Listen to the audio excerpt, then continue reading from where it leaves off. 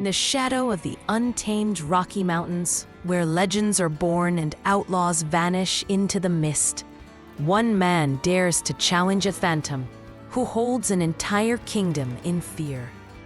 Eric Hunter, a tracker with a heart of steel and wits sharper than a Bowie knife, is called to hunt the elusive Mountain Marauder, a bandit whose blue cloak haunts the trails like a specter. Will Eric outsmart the deadliest outlaw the West has ever known? Or will the mountains claim another hero?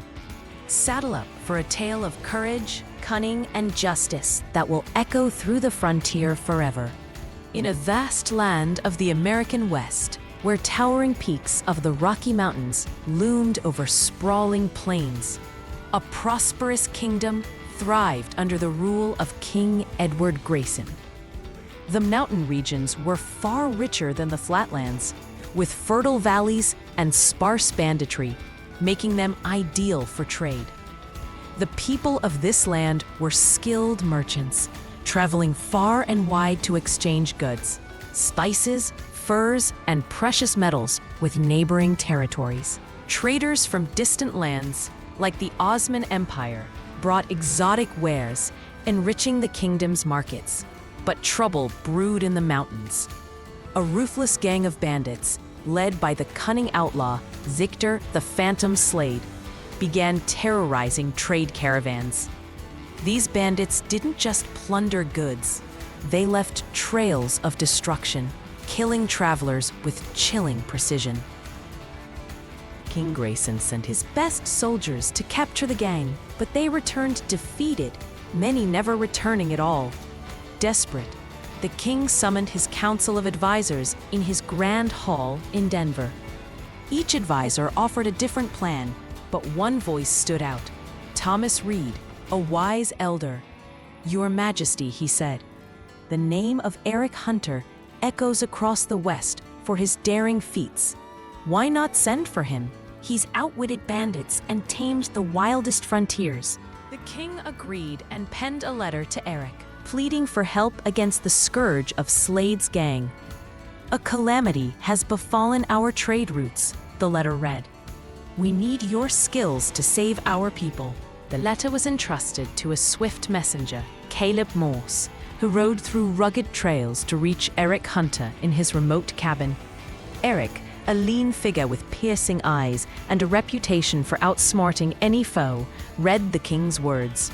Without hesitation, he accepted the challenge, gathering his gear, a revolver, a Bowie knife, and a map of the Rockies. The next morning, he set out with Caleb, crossing vast plains and winding canyons until they reached King Grayson's palace. Eric bowed before the king. "Your Majesty, you summoned me, and I'm here to serve. How may I help?" The king explained the crisis. "Eric, your legend precedes you. These bandits, led by Victor Slade, rob our caravans and murder our people. Stop them and name your reward." With humility, Eric replied, "Your Majesty, it's honor enough to serve you. I need no reward, only a few supplies and men." The king, impressed, asked, "What do you require?" Eric outlined his plan. "I need a small group of traders, disguised warriors, skilled with rifles, knives, and bows. We'll form a caravan, loaded with goods, and spread word that it's carrying immense wealth. Slade's gang will take the bait, and my men will be ready to strike." The king marveled at the plan. "Brilliant, Eric! Take what you need and prepare." Eric set to work, handpicking a team of elite fighters.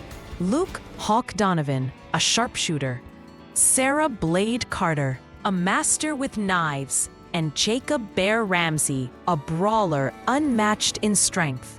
He armed them with the finest weapons from the royal armory and disguised them as merchants.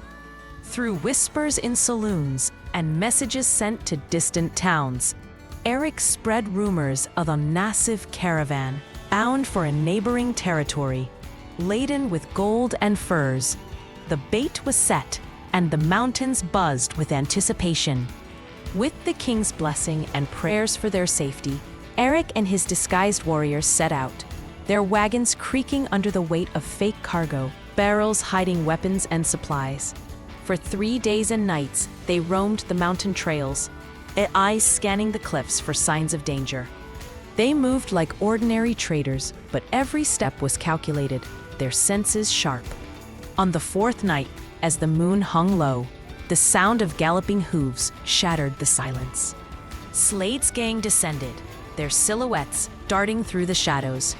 The bandits, expecting an easy mark, attacked with ferocity, but Eric's team was ready. Luke's arrows struck with deadly precision. Sarah's blades flashed in the dark, and Jacob's fists felled men like trees. The bandits, drunk on their own tower, were stunned as their numbers dwindled. Panicked, the surviving outlaws fled, but Eric's team pursued, cutting through the rocky passes.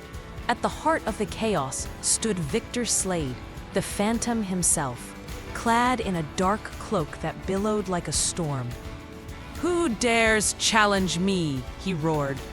Eric stepped forward, his voice steady. "I'm Eric Hunter, protector of the innocent. You've terrorized these mountains long enough, Slade. Surrender or face the consequences." Slade laughed, drawing his saber. "The mountains tremble at my name. You're nothing." A fierce duel erupted, steel clashing against steel. Slade's strikes were swift, but Eric's cunning prevailed. Using a small vial of stinging powder, a trick from his old adventures, Eric tossed it at Slade. The outlaw screamed as the powder burned his skin, collapsing in agony, unable to fight. With Slade subdued, Eric's team rounded up the remaining bandits, most of whom were already defeated or fleeing. Binding Slade in ropes, they returned to Denver, weary but victorious. Before the king, Eric presented the captured outlaw. "Your Majesty, this is Victor Slade, the Phantom of the Rockies." The court gasped, and King Grayson rose astonished. "Eric, you've saved our kingdom. Name your reward." Eric bowed. "Your Majesty, let me take Slade to my homeland. There, he'll face a prison unlike any other, a cell guarded by traps and trials, where he'll live out his days in torment, but never die until his time comes. Let his punishment be a warning to others." The king, moved by Eric's wisdom, agreed. Before Eric departed, the king insisted, "Stay for a grand celebration. The people must honor their hero." Eric obliged, and the kingdom erupted in a festival of music, feasting, and tales of bravery. When the festivities ended, Eric took his leave, escorting Slade to his fate. As he rode into the horizon, the legend of Eric Hunter grew, a beacon of hope for the American frontier. Join Eric Hunter on his heart-pounding quest through the wild Rockies. Dive into this thrilling saga of bravery and betrayal, where every twist tests the limits of a true hero. Want to uncover more of Eric's legendary adventures? Grab your copy of The Phantom of the Rockies now. Share your thoughts with fellow Frontier fans, and follow Eric's trail on social media for exclusive updates on his next showdown. The West is calling. Will you answer?